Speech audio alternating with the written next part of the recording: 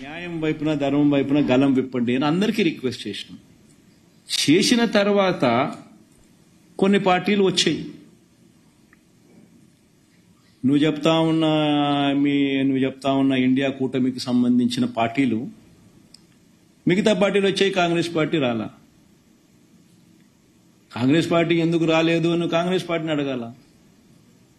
చంద్రబాబు నాయుడుకు వాళ్లకు ఉన్న సంబంధాలు ఏమిటి అని కాంగ్రెస్ పార్టీని అడగాల.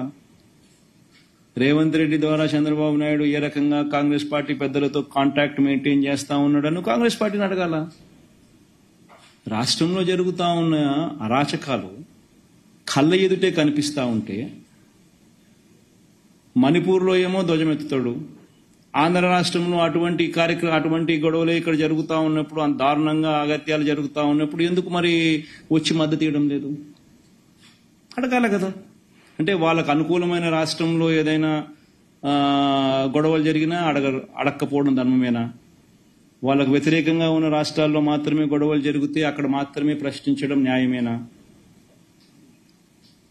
నా వరకు నేనైతే చెప్తా ఉన్నా, ఎవరైతే వచ్చి మనకు మద్దతు ఇస్తారు, ఎవరైతే రాష్ట్రంలో జరుగుతూ ఉన్న అన్యాయాల మీద తోడుగా ఉంటారు, ఖచ్చితంగా వాళ్ళందరితో కలిసి ఖచ్చితంగా పోరాటం చేసే కార్యక్రమంలో, అడుగులు ముందుకు వేసే కార్యక్రమాలు జరుగుతాయి. బీజేపీని పిలిచాము, కాంగ్రెస్ను పిలిచాము, సమాజ్వాదీ పార్టీని పిలిచాము, మన మమతా బెనర్జీ గారిని పిలిచాము, అన్ని పార్టీలను పిలిచినాము. వచ్చిన వాళ్ళందరితో కలుపుకొని, వచ్చిన వాళ్ళందరితో కలిసి పోరాటం చేసే విధంగా అడుగులు వేస్తాం. ఎందుకు వేయకుండా ఉంటాం? అల్టిమేట్గా న్యాయం జరగాల, అల్టిమేట్గా ధర్మం జరగాల. మన వాళ్ళకి ఇటువంటి కార్యక్రమాలు ఏదైనా మన వాళ్ళ మీద జరగాలి అని అంటే వాయిస్ పైకి లేయాల. వాయిస్ పైకి లేచినప్పుడు, దేశవ్యాప్త ఇష్యూ అయినప్పుడు చేయడానికి వీళ్ళు భయపడే పరిస్థితి లేకపోతారు. ఆ పరిస్థితి క్రియేట్ చేయడం కోసం అని చెప్పి ఖచ్చితంగా వాయిస్ ఎవడెవడనైతే కలుపుకోవాలనో, ఎక్కడెక్కడైతే వాయిస్ లేపగలుగుతామో ఆ ప్రతి ప్రక్రియ కూడా చేస్తాం.